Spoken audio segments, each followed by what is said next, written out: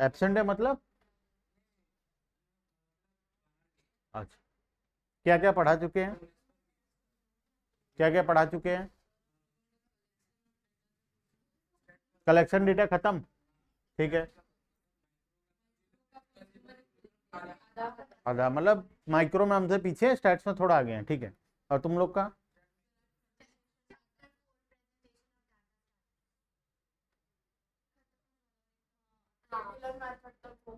Chapter 4, ठीक है। और माइक्रो का इलास्टिक चैप्टर 4, दोनों का चैप्टर 4 में है ना? हाँ तो बोला था थोड़े दिन पहले, याद है, बताया था मैं तुमको।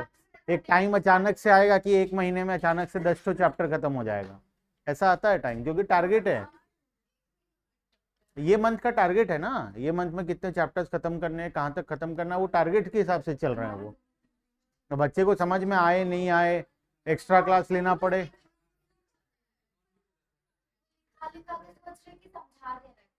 अभी रुको, और बहुत कुछ होना बाकी है ना, अभी बहुत कुछ होना बाकी है, थोड़े दिन रुको, पता चलेगा। और भी बहुत सारी चीजें हैं, जैसे अभी तो भगा भगा के पढ़ा दे रहे। हो गया बातचीत, हो गया आपस का बातचीत बंद, ठीक है। देखो अभी क्या होगा, मैं किसी एक स्पेसिफिक स्कूल का नहीं बोल रहा हूँ, मैं सभी का बता रहा हूँ, ठीक है। अभी क्या होगा, स्कूल्स में बहुत सारी छुट्टियां आएगी, है ना, नुआखाई का 8-10 दिन छुट्टी, बोलने का एक दिन ना, हाँ, उसके बाद सैटरडे संडे 5 दिन, तो वही तो बोल रहा हूँ मैं, वही तो बोल रहा हूँ मैं। अभी देखो, अभी नेक्स्ट वीक में फिर आ जाएगा तुम्हारा जन्माष्टमी 15 अगस्त और संडे, 3 आ गया, ठीक है। उसके बाद फिर तुम्हारा, फिर उसके बाद नेक्स्ट मंथ, परसों राखी में भी छुट्टी हो गई ऑब्वियसली, उसके नेक्स्ट मंथ में फिर दुर्गा पूजा का 5-7 दिन छुट्टी हो जाएगा। तो ये सब प्रॉब्लम की वजह से ना वो लोग क्या करते हैं, टारगेट के बेसिस पर कंप्लीट करते हैं फटाफट फटाफट, ठीक है। तो अभी हो सकता है इस मंथ में तुम्हारा और स्पीड कोर्स को थोड़ा भगाकर चैप्टर 6 या 6-7 तक के आसपास खत्म कर दें आने वाला 10-15 दिन में, ऐसा होता है नॉर्मली, ऐसा होता है, ठीक है। अगस्त एंड में क्या, तो कितना चैप्टर्स आएगा, क्या आएगा?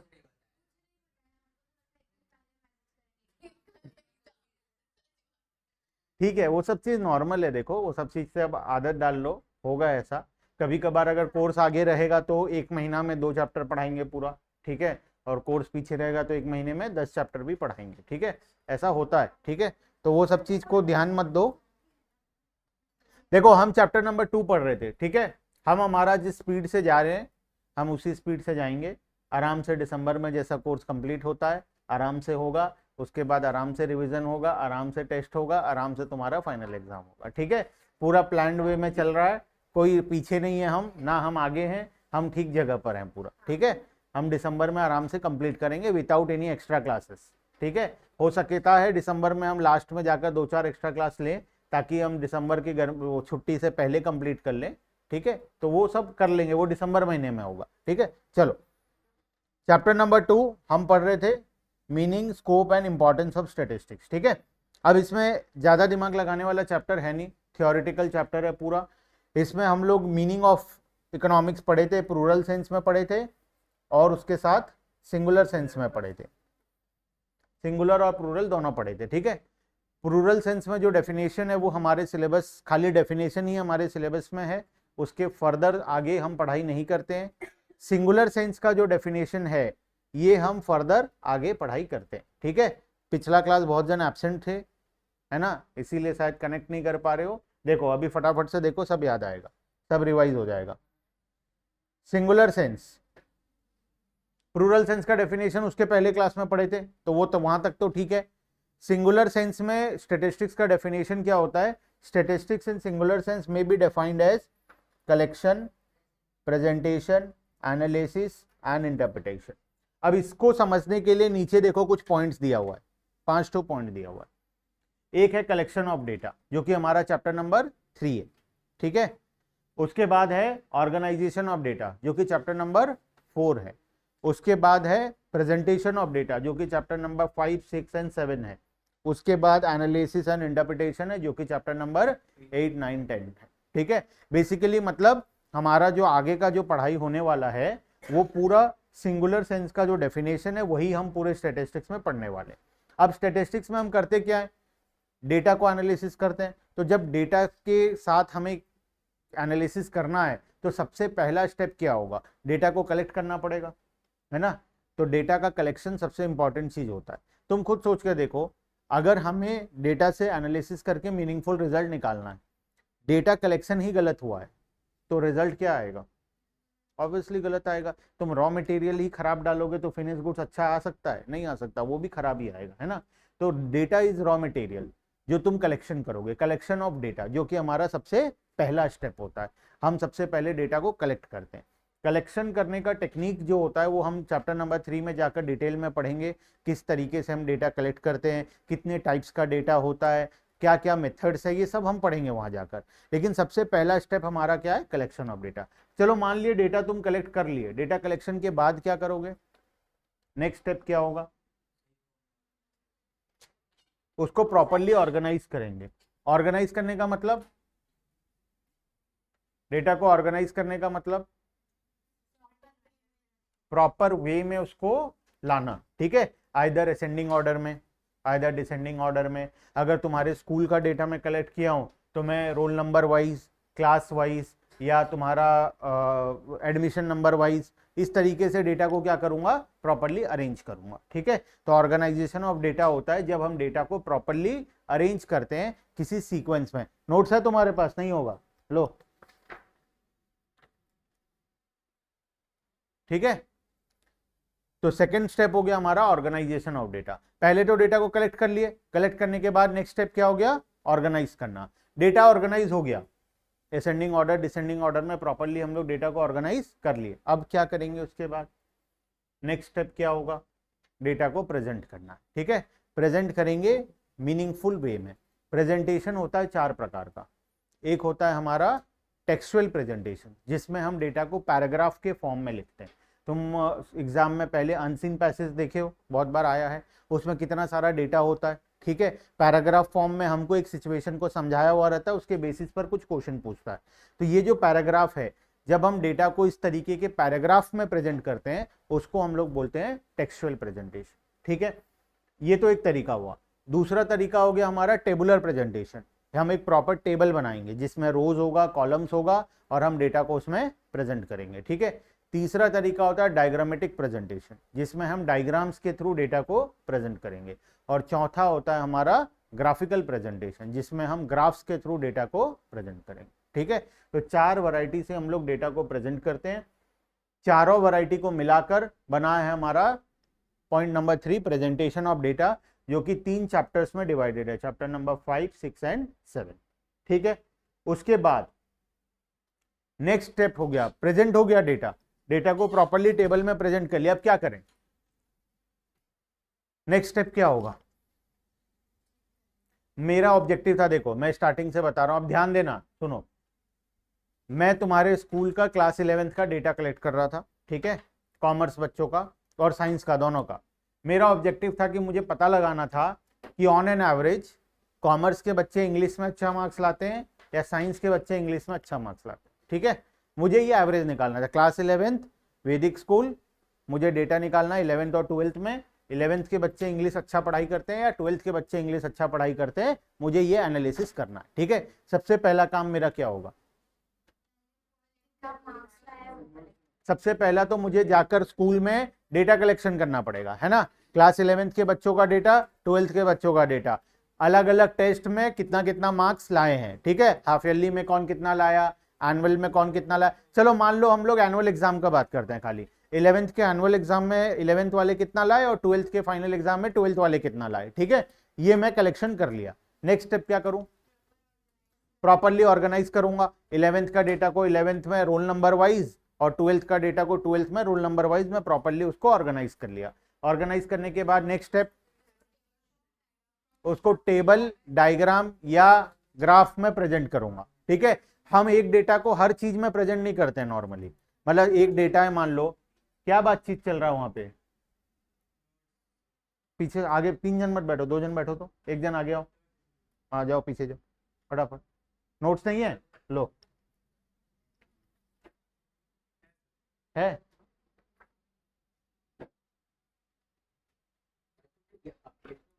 नोट्स गिर गया उसका, देखो। अच्छा, डेटा कलेक्शन हो गया, डेटा को ऑर्गेनाइज कर लिए, ऑर्गेनाइज करने के बाद तीसरा स्टेप है डेटा को प्रेजेंट करेंगे। 4 वैरायटी है जिसमें हम प्रेजेंट कर सकते हैं, textual presentation, tabular presentation, diagrammatic और ग्राफिकल। मुझे एवरेज मार्क्स निकालना है, तो मेरे लिए बेस्ट क्या होगा, मैं कैसे प्रेजेंट करूं डेटा को, टेबल फॉर्म में करूंगा, ताकि मैं बाद में टोटल वगैरह करके कैलकुलेशन करके मीन मीडियन ये सब निकाल पाऊं आराम से, ठीक है। तो मैं क्या किया, तीसरा स्टेप में डेटा को टेबल में प्रेजेंट कर लिया, ठीक है। अब इसके बाद क्या करूं,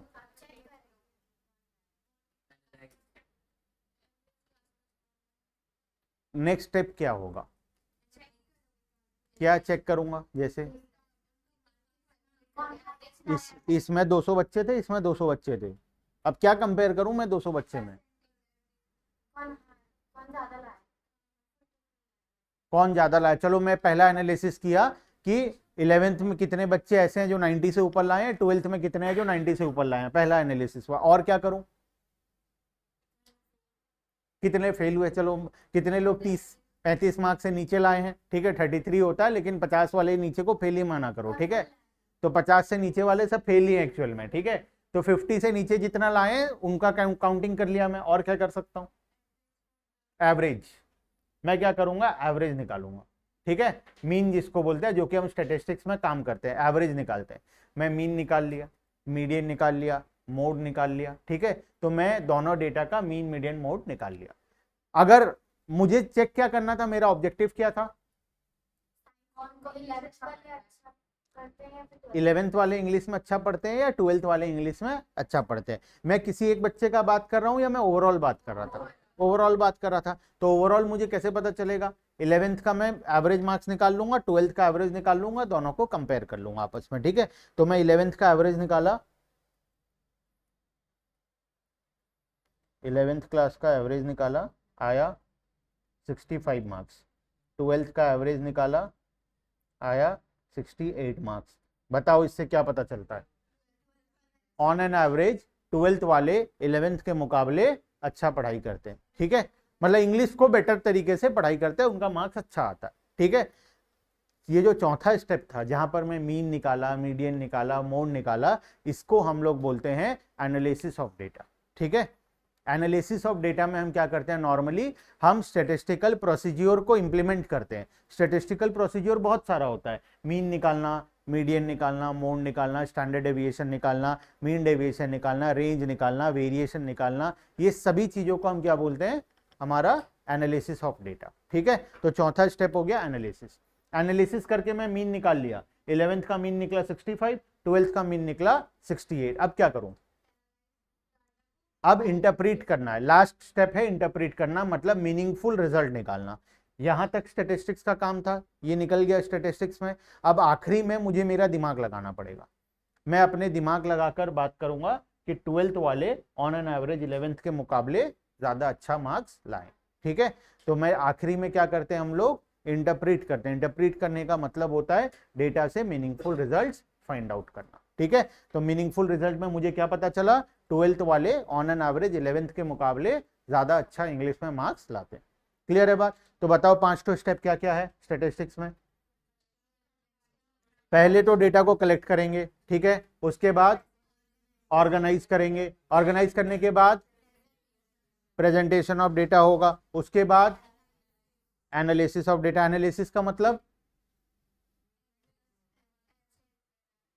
एनालिसिस का मतलब क्या होता है, क्या करते हैं एनालिसिस में। बाकी तीनों तो इजी था, कलेक्शन में कलेक्ट करते हैं, ऑर्गेनाइज में ऑर्गेनाइज करते हैं, अज्यूम करते हैं, कैलकुलेशन करते हैं, मीन निकालते हैं, मीडियन निकालते हैं, मोड निकालते हैं, उसके बाद वो तुम्हारा स्टैंडर्ड डेविएशन निकालते हैं, मीन डेविएशन निकालते हैं, रेंज निकालते हैं, क्वार्टाइल डेविएशन निकालते हैं। ये सारा चीज हम कैलकुलेट करते हैं। एनालिसिस ऑफ डेटा का मतलब होता है कैलकुलेशन करना। डेटा को प्रॉपर स्टैटिस्टिक्स में जो हम सीखेंगे आगे जाकर, मीन मीडियन मोड ये सब, वो सबको इंप्लीमेंट करने को हम बोलते हैं एनालिसिस ऑफ डेटा, ठीक है। तो डेटा को एनालिसिस करने का मतलब डेटा के ऊपर कुछ मैथमेटिकल प्रोसीजर को इंप्लीमेंट करना, कुछ फॉर्मूलाज को इंप्लीमेंट करना जिससे हमें आंसर मिलेगा, ठीक है। और उसके बाद इंटरप्रिटेशन का मतलब होता है डेटा को समझना, जो रिजल्ट आया मीन मीडियन मोड उसको समझकर मीनिंगफुल रिजल्ट निकाल। क्लियर है बात, ठीक है। तो हम ये 5 स्टेप्स स्टैटिस्टिक्स में नॉर्मली परफॉर्म करते हैं। हम पांचों स्टेप्स को पूरा डिटेल में चैप्टर नंबर 3 से लेकर चैप्टर नंबर 10 तक में पढ़ेंगे, ठीक है। क्लियर है ऑनलाइन? अदिति, अनुष्का, इक्षित, जिया, कृष्णा, प्रथम और श्रद्धा। चलो उसके बाद ये difference between plural sense versus singular sense skip कर देना आराम से। आगे आ जाओ फंक्शन ऑफ स्टैटिस्टिक्स में, हम पढ़ लिए थे फंक्शन ऑलरेडी।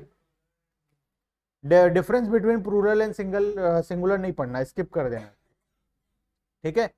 नेक्स्ट आ जाओ फंक्शन ऑफ स्टैटिस्टिक्स में। ये एक थियोरेटिकल सा टॉपिक है, स्टैटिस्टिक्स का क्या फंक्शन होता है। फटाफट से बता रहा हूं, ऑलरेडी पिछले क्लास में पढ़ चुके थे, एक बार फटाफट से सुन लो। स्टैटिस्टिक्स हमारे लिए कॉम्प्लेक्स डेटा को सिंप्लीफाई कर देता है। 400 बच्चे का डेटा कलेक्ट किया था मैं, है ना, 200 11th के, 200 12th के, सभी का मार्क्स कलेक्ट किया था। मैं लास्ट में जो आंसर निकाला वो एक एक लाइन का था। 11th का मीन कितना था 65, 12th का मीन कितना था 68, ठीक है। तो इतना कॉम्प्लेक्स डेटा, 400 बच्चों का डेटा को सिंप्लीफाई करके मुझे आखिरी में क्या मिला, 11th का मीन और 12th का मीन, दो ठो छोटा छोटा डेटा मिला, ठीक है। तो स्टैटिस्टिक्स का काम होता है कॉम्प्लेक्स डेटा को सिंप्लीफाइड वे में प्रेजेंट करना, ठीक है। उसके बाद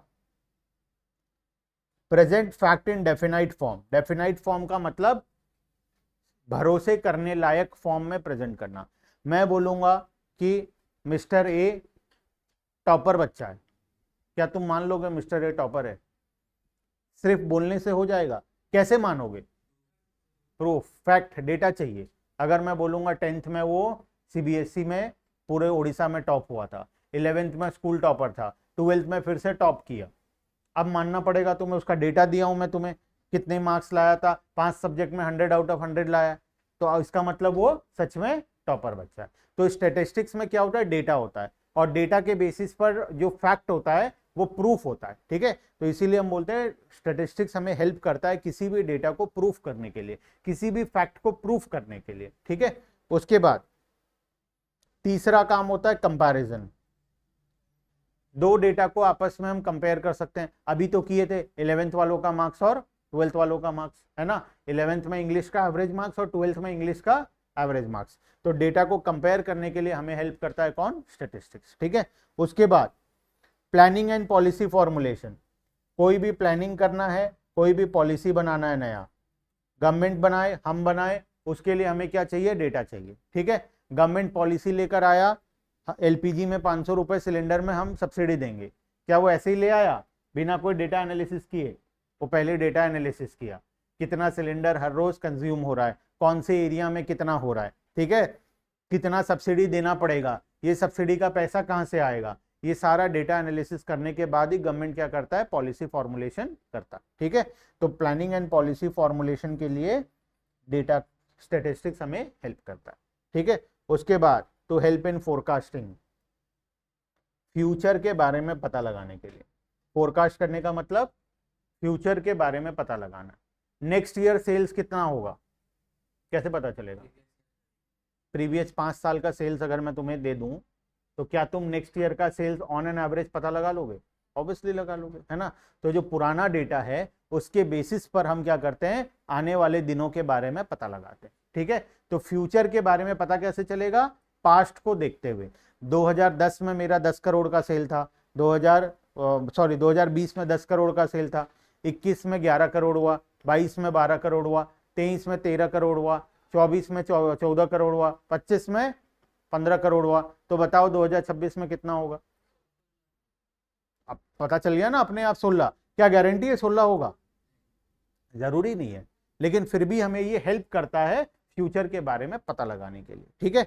उसके बाद पॉइंट नंबर 6 एक स्पेशल पॉइंट है, formulating and testing of hypothesis. Hypothesis एक कॉन्सेप्ट होता है स्टैटिस्टिक्स में जो कि हमारा आउट ऑफ सिलेबस है, लेकिन हाइपोथेसिस होता क्या है, बेसिकली किसी चीज को गलत प्रूफ करने के लिए हमें हाइपोथेसिस का हेल्प लेना पड़ता है। तुम मुझे बोले कि ऑन एन एवरेज हर रोज भटली चौक में 5 एक्सीडेंट्स होता है, ठीक है। मैं तुम्हें बोला नहीं, ऑन एन एवरेज बटली चौक में 5 एक्सीडेंट्स नहीं होता। 2 स्टेटमेंट आ गया। पहला statement, on an average Bhatli चौक में 5 तो एक्सीडेंट होता है डेली।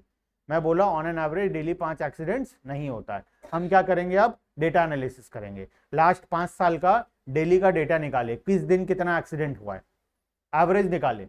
एवरेज आया 3 एक्सीडेंट्स पर डे। कौन सही हुआ कौन गलत हुआ? तुम्हारा स्टेटमेंट गलत हो गया, तुम्हारा स्टेटमेंट गलत प्रूफ हो गया, मेरा स्टेटमेंट सही प्रूफ हो गया। इसको हम बोलते हैं हाइपोथेसिस टेस्टिंग। जब हम किसी चीज जब हम डेटा के बेसिस पर किसी चीज को गलत प्रूफ करते हैं उसको हम बोलते हैं हाइपोथेसिस टेस्टिंग। ठीक है, अरे ये पॉइंट है हमारे सिलेबस में, लेकिन हाइपोथेसिस एक चैप्टर होता है पूरा। ठीक है, हाइपोथेसिस एक पूरा बुक भी है। आगे जाकर जब पढ़ोगे फ्यूचर में स्टैटिस्टिक्स के बारे में, हाइपोथेसिस टेस्टिंग एक पूरा बुक होता है। ठीक है, और आगे जो मतलब बीकॉम में तो एक चैप्टर होता है, जब 12th के बाद एक चैप्टर में दिया हुआ है। और फर्दर अगर स्टैटिस्टिक्स में तुम्हें महाज्ञानी बनना है तो पढ़ोगे तो एक बुक होता है हाइपोथेसिस के ऊपर। ठीक है, तो हाइपोथेसिस हमारे सिलेबस के बाहर है, ये पॉइंट सिलेबस में है, पॉइंट नंबर 6। तो वैसे 7 पॉइंट है, याद तो तुम 4-5 ही करोगे। ठीक है, तो तुम चाहो तो पॉइंट नंबर 6 को स्किप कर सकते हो। ठीक है, वही मैं बताया था पहले भी। Point number 7, to enlarge individual knowledge and experience. हम अपने नॉलेज और एक्सपीरियंस को इंक्रीज करने के लिए डेटा का हेल्प लेते हैं। अगर तुम्हें किसी चीज का डेटा मालूम है तो तुम्हें उस चीज का नॉलेज है। मुझे क्रिकेट का कोई डेटा नहीं मालूम, कौन कितना रन बनाता है, कौन कितना विकेट लेता है, कौन कितना टेस्ट मैच जीता है, कौन कितना वर्ल्ड कप जीता है, इंडिया कितना वर्ल्ड कप जीता है, कितना हारा है, मुझे नहीं पता। तो मैं बोलता हूँ मुझे क्रिकेट का कोई नॉलेज नहीं है। तुम्हारे पास ये सारा डेटा है, तुम्हें ये सब डेटा याद है, इसका मतलब तुम्हारा क्रिकेट का नॉलेज अच्छा है ना। तो हमारा नॉलेज इंक्रीज होता है जब हमें डेटा का नॉलेज होता है। अगर तुम्हें किसी चीज का डेटा के बारे में पता है, इसका मतलब तुम्हारा नॉलेज उस चीज में बहुत अच्छा है। ठीक है, तो हम अपने नॉलेज को इंक्रीज करने के लिए, अपने एक्सपीरियंस को इंक्रीज करने के लिए स्टैटिस्टिक्स का हेल्प लेते हैं। क्लियर है बात? ठीक है, तो ये है 7 इंपॉर्टेंट फंक्शंस। कोई भी 5 याद कर लेना। ठीक है, हेडिंग को याद करना है, अंदर का कंटेंट खुद से लिखना होता है। ठीक है, चलो आगे चलते हैं। इंपॉर्टेंस ऑफ स्टैटिस्टिक्स हमें पढ़ना था, कहां लिखा?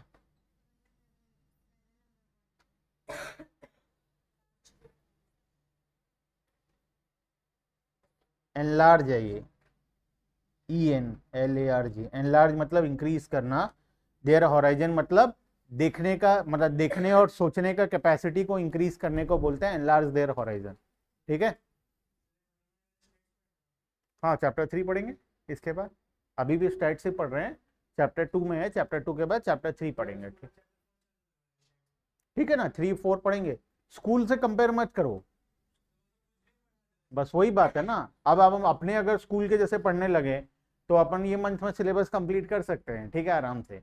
लेकिन ऐसा करना नहीं है अपने को, है ना।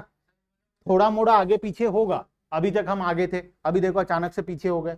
ठीक है, फिर एक टाइम आएगा फिर हम आगे हो जाएंगे, तो ये चलता रहेगा। तो एक आध चैप्टर थोड़ा मोड़ा ऊपर नीचे चलता रहेगा। कभी कभार ऐसा भी हो सकता है कि टेस्ट में चैप्टर 4 तुम्हें दे रहे हैं लेकिन अपने चैप्टर 4 नहीं पढ़े हैं अभी तक, ऐसा हो सकता है। तो एक काम करना, उसका नोट्स मेरे से ले लेना। ठीक है, पहले से नोट्स मेरे पास सारा रेडी है, तो नोट्स प्रिंट करवा के ले लेना ताकि तुम्हें हेल्प हो जाए। और अगर तुम्हें चाहिए तो मैं पिछले ईयर का वीडियो दे दूंगा, लास्ट ईयर का वो चैप्टर का वीडियो एक बार के लिए दे दूंगा, जिससे तुम पढ़ के टेस्ट दे सकते हो। ठीक है, लेकिन हम फटाफट नहीं पढ़ेंगे, हम जैसे आराम से पढ़ते हैं समझ के, हम उसी तरीके से जाएंगे। हमारा सिलेबस पूरा टाइमली कंप्लीट होगा, आराम से सब कुछ होगा। ठीक है, स्पीड पढ़ने से कोई फायदा नहीं है, इससे अच्छा स्किप करके पढ़ो, छोड़ के पढ़ो, आगे जाओ डायरेक्ट, वो बेटर होगा।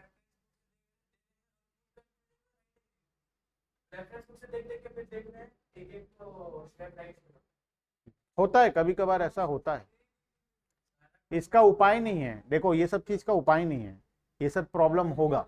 ठीक है, अभी रेफरेंस बुक से दे रहे हैं, कभी कहीं से और से लाके दे देंगे क्वेश्चन, क्या कर सकते हो, कोई उपाय है उसका? आंसर के साथ लाएंगे ना वो, तभी होता है वो सब। ठीक है, वो सब का कोई उपाय नहीं है। अभी और बहुत कुछ देखोगे क्या क्या होगा, अभी आगे आएगा देखना, हर साल होता है ये, हर साल होता है। ठीक है, देखो empirical analysis and quantitative analysis.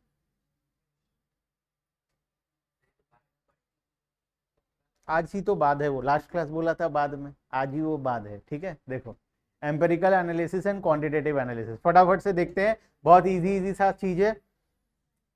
अच्छा, क्वांटिटेटिव एनालिसिस तुम्हें पता है? क्वांटिटेटिव एनालिसिस क्या होता है? जिस चीज को हम क्वांटिटेटिव टर्म्स में मेजर कर सकते हैं उसको हम क्वांटिटेटिव एनालिसिस बोलते हैं। जैसे weight, height, distance, speed, time, ये सब मेजर कर सकते हैं हम आराम से, वो है हमारे लिए क्वांटिटेटिव एनालिसिस। हम पहले भी पढ़े थे एक बार, qualitative data versus quantitative data, है ना। क्वालिटेटिव डेटा क्या होता है?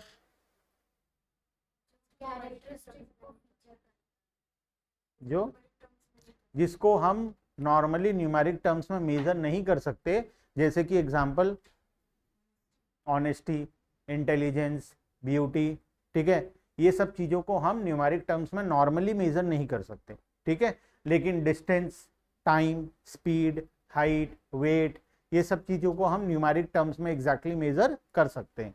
तो जिस चीज को न्यूमेरिक टर्म्स में मेजर कर सकते हैं उसको हम क्वांटिटेटिव डेटा बोलते हैं। जिस चीज को हम न्यूमेरिक टर्म्स में मेजर नहीं कर सकते उसको हम क्वालिटेटिव डेटा बोलते हैं, ठीक है। तो ये हम पहले भी पढ़े थे। उसी टाइप का कुछ चीज है empirical analysis and quantitative analysis, लेकिन थोड़ा सा फर्क है। एम्पेरिकल एनालिसिस में हम क्या करते हैं? Empirical analysis refer to method in which subject is studied on the basis of observations and experiments.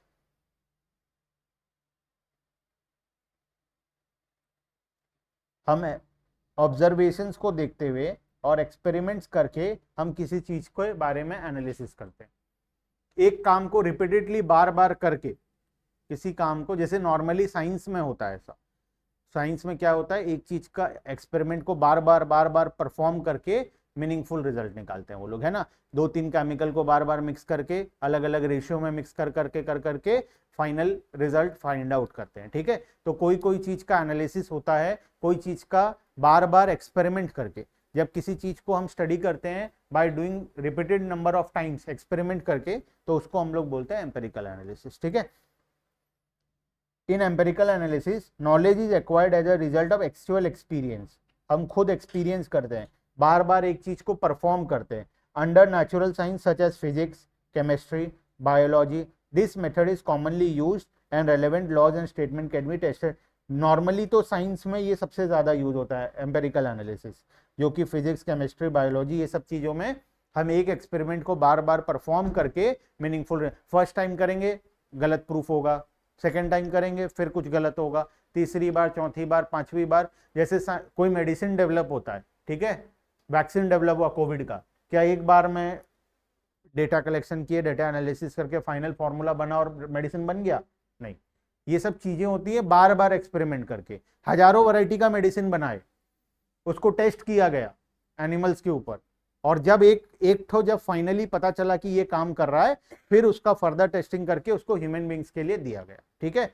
ये कोई फॉर्मूला से नहीं निकला था मेडिसिन, ये टेस्टिंग कर करके निकला था। हजारों साइंटिस्ट 1000 प्रकार का मेडिसिन बनाए, हर कोई बार बार मेडिसिन बना रहा है, एक फेल हो रहा है, दूसरा बन रहा है, दूसरा फेल हो रहा है, तीसरा बन रहा है, फाइनली एक ठो बार बार परफॉर्म करके एक फाइनल रिजल्ट निकल गया, ठीक है, जो कि वैक्सीन के नाम पर आ गया। तो इस तरीके से नॉर्मली ये किया जाता है, ठीक है, एम्पेरिकल एनालिसिस को। और क्वांटिटेटिव एनालिसिस को क्या करते हैं हम लोग? पहले डेटा कलेक्शन करते हैं, डेटा कलेक्ट करके एनालाइज करके फाइनल आंसर निकाल लेते हैं, ठीक है। उसके बाद उसका एनालिसिस करते हैं, ठीक है। It is an attempt to level precision to the fact so that they can be easily compared. Under it first of all fact are express in the form of quantities. हम data collect करके fact को quantity के form पर express कर देते हैं, क्योंकि हमारे पास डेटा है, हम डेटा एनालिसिस कर रहे हैं। यहाँ पर हम कुछ एक्सपेरिमेंट नहीं कर रहे हैं, हम कुछ नया नहीं कर रहे हैं, हम डेटा कलेक्शन कर रहे हैं। डेटा कलेक्शन करके उससे मीनिंगफुल रिजल्ट निकाल रहे हैं, ठीक है। And then such numerical data is classified, tabulated, analysed to draw reasonable conclusion. Data के बेसिस पर हम फाइनल आंसर निकाल रहे हैं, ठीक है। बोलो।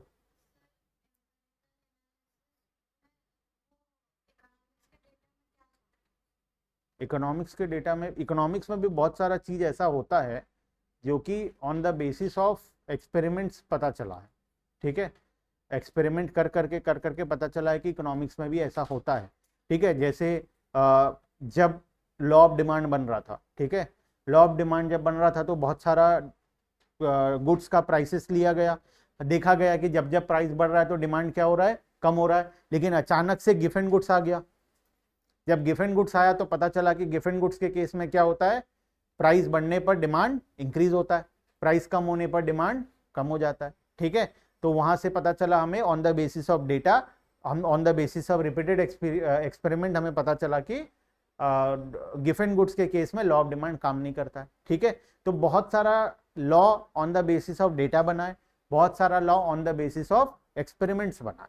बार बार एक्सपेरिमेंट करके हमें पता चला कि ऐसा भी होता है। ठीक है, तो जो चीज on the basis of experiment होता है उसको हम एम्पेरिकल एनालिसिस बोलते हैं, और जो on the basis of data होता है उसको हम लोग क्वांटिटेटिव एनालिसिस बोलते हैं। ठीक है,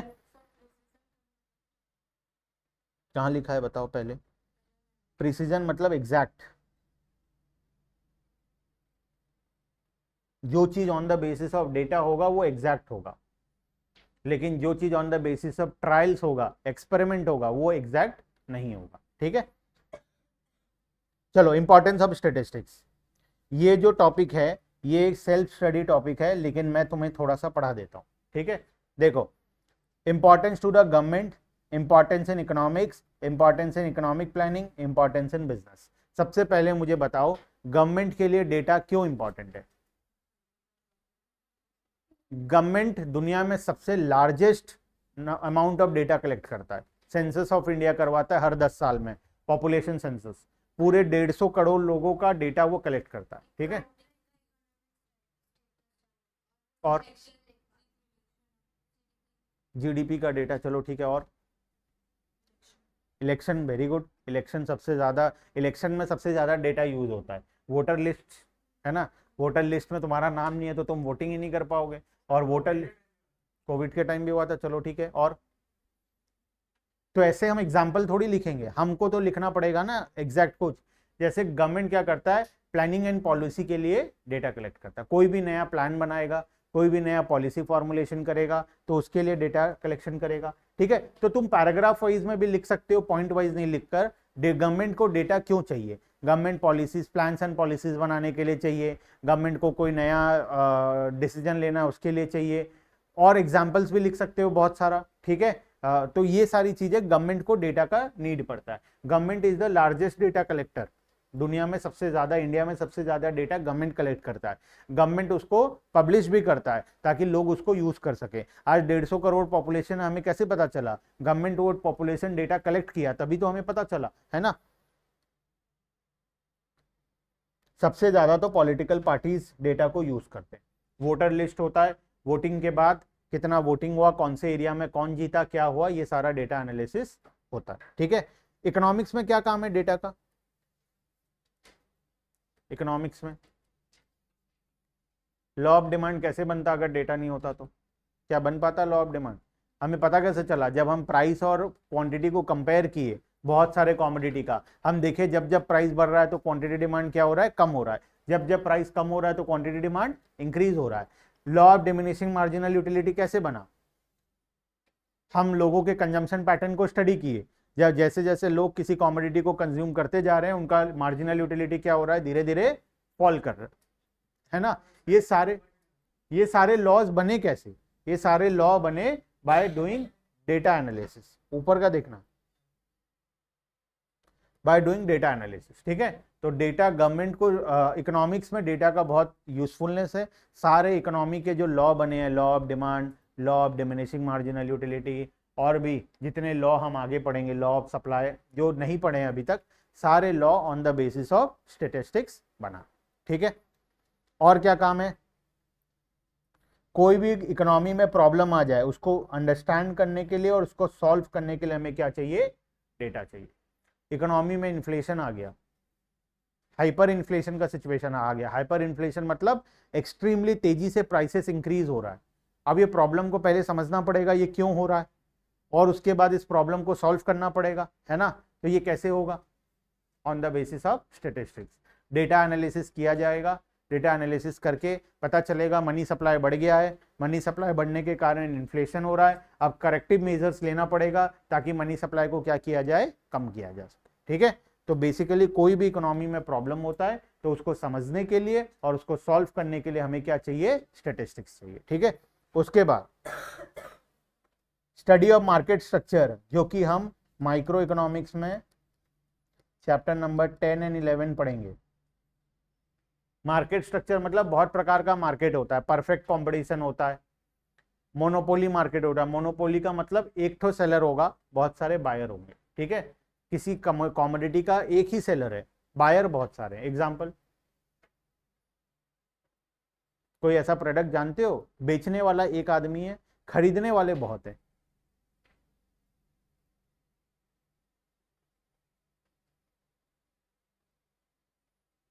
चलो कोई ऐसा प्रोडक्ट जिसमें बेचने वाले 2-3 लोग ही हैं, खरीदने वाले बहुत है। बेचने वाले 2-3 हैं। मेडिसिन 100 ठो दुकान है बरगढ़ में, बरगढ़ में 100 ठो दुकान है, ठीक है। मैं इंडिया की बात कर रहा हूं, ठीक है।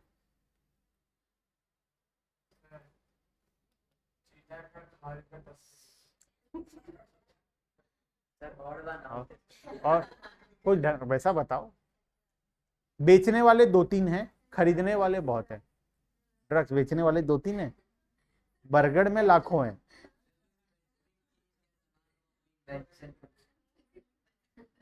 मोबाइल मोबाइल यूज करते हो, उसमें सिम कार्ड लगाते हो, कितना तो कंपनी का सिम कार्ड आता है,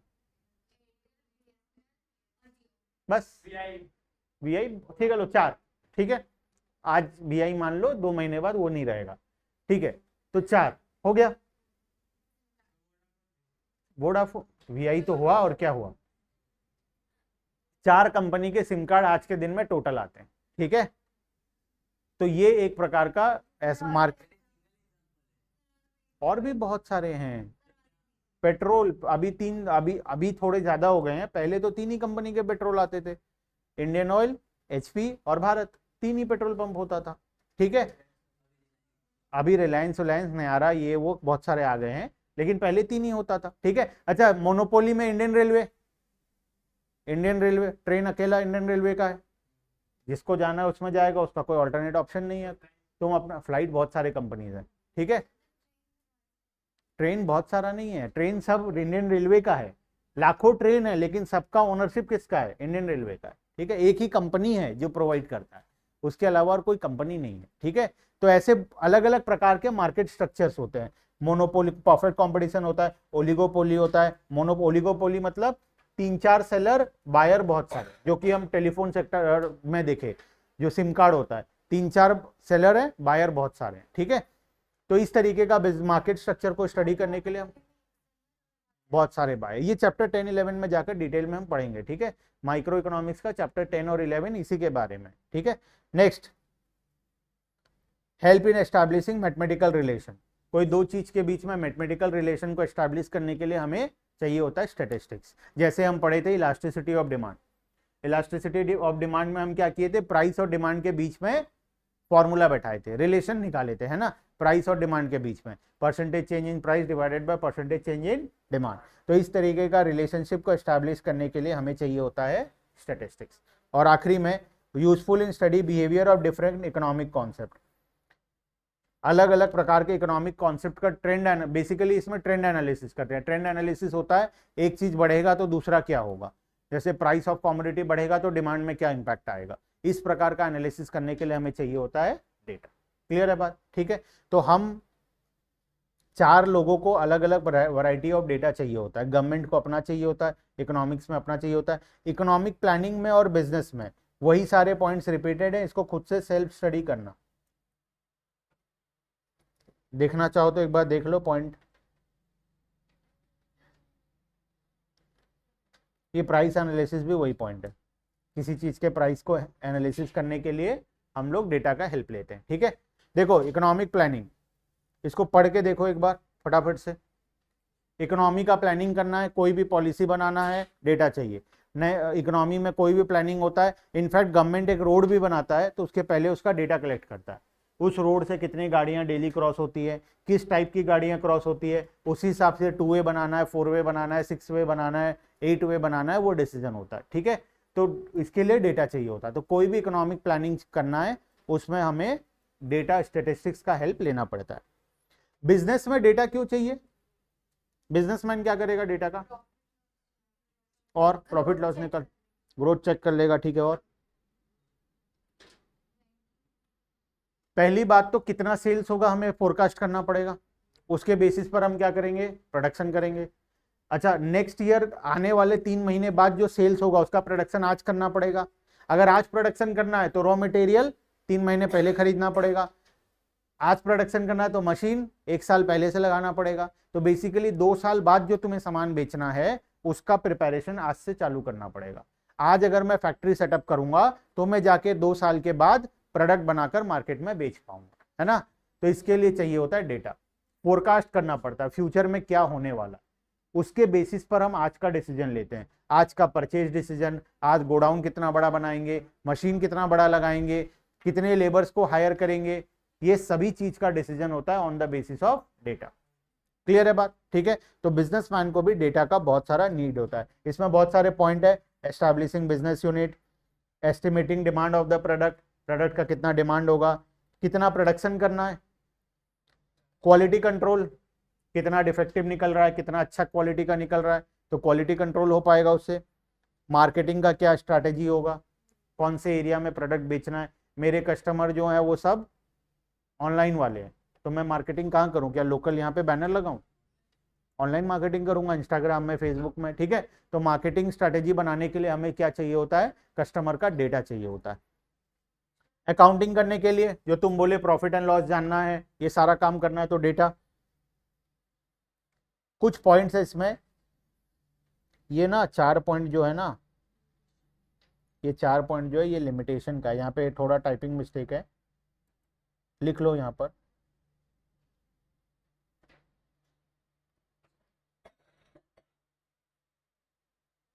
लिमिटेशन ऑफ स्टैटिस्टिक्स, 4 पॉइंट है, ठीक है। Statistics result are true only on average. Statistics laws are not exact. Only expert can make best possible use of statistics और statistical data should be uniform and homogeneous. ये 4 point हम next class में पढ़ेंगे। ये थोड़ा सा time लगेगा एक एक पॉइंट को समझने में, अभी टाइम नहीं है। ये चारों पॉइंट को हम नेक्स्ट क्लास में पढ़ेंगे, उसके बाद चैप्टर 3 शुरू भी करेंगे नेक्स्ट क्लास में, ठीक है। चलो तो यहीं पर स्टॉप करते हैं, यहाँ तक पढ़ लेना। हाँ, बहुत ईजी है इसीलिए मैं फटाफट पढ़ाया हूँ। बोलो कौन सा।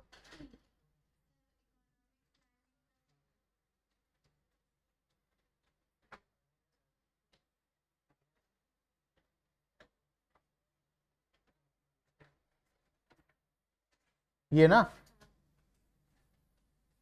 देखो इकोनॉमी को छोड़ो, तुम बताओ, तुम्हें डेली 100 रुपए खर्च करना है, ठीक है। मान लो तुम्हें डेली 100 रुपए खर्च करना है, उसके लिए तुम्हें पहले क्या ये इंश्योर करना है कि डेली 100 रुपए खर्च हो पाए, उसके लिए पहले तुम्हें क्या करना पड़ेगा, 100। अरे खर्चा कहाँ करना है ये नहीं, पहले तो देखना पड़ेगा ना डेली 100 रुपए खर्च करने के लायक उतना पैसा है या नहीं है तुम्हारे पास। ये कहाँ से आएगा 100 रुपए, कहाँ से मिल रहा है, कहाँ, पता नहीं। देखो पहले तो हमें चेक करना पड़ेगा जितना हमारा कंजम्पशन है, क्या हमारे पास उतना रिसोर्सेस है। अगर उतना रिसोर्सेस है, हम उतना खर्चा करना अफोर्ड कर सकते हैं, तब तो कोई दिक्कत नहीं है, हम खर्चा करेंगे। लेकिन हमें पता चला कि हम 100 रुपए डेली अगर खर्च करेंगे तो 5 दिन के बाद हमारा रिसोर्सेस खत्म हो जाएगा, हमारे पास फ्यूचर के लिए कोई रिसोर्सेस बचेगा ही नहीं। तो हमें क्या करना पड़ेगा, पहला काम है कितना रिसोर्स तुम्हारे पास है उसका एनालिसिस करोगे, उसके बेसिस पर डिसीजन लोगे कि कितना तुम्हें खर्च करना है, कितना खर्च नहीं करना है। अब वही चीज पढ़ो, इकोनॉमी को भी उसके पास कितना रिसोर्सेस अवेलेबल है पहले वो चेक करना पड़ता है, उसके बेसिस पर इकोनॉमी डिसीजन लेता है कि कितना रिसोर्सेस को यूज करना है, कितना रिसोर्सेस को प्रिजर्व करके रखना है ताकि वो फ्यूचर में यूज हो सके, ठीक है। ये होता है on the basis of data. हाँ, रेट ऑफ ग्रोथ, कितना स्पीड से हमें कंजम्पशन करना है, जितना स्पीड से कंजम्पशन करेंगे रेट ऑफ ग्रोथ उतना ज्यादा होगा, ठीक है। तो पहले तो हमें चेक करना पड़ेगा हमारे पास रिसोर्सेस कितना है, उस रिसोर्सेस को किस स्पीड से हम कंज्यूम करें ताकि हमारा रेट ऑफ ग्रोथ भी अच्छा रहे और रिसोर्सेस कभी खत्म भी ना हो, ठीक है। चलो यहां तक पढ़ना है, बहुत इजी था इसीलिए मैं थोड़ा स्पीड स्पीड कवर किया। कल पढ़ के आना है नेक्स्ट क्लास में। यहाँ तक कोई भी डाउट होगा तो पहले डाउट क्लियर करेंगे, उसके बाद लिमिटेशंस वगैरह और डिस्ट्रेस जो बाकी है वो पढ़ेंगे, फिर चैप्टर नंबर 3 को शुरू करेंगे। ठीक है, ऑनलाइन उसका एक जिया प्रथम श्रद्धा।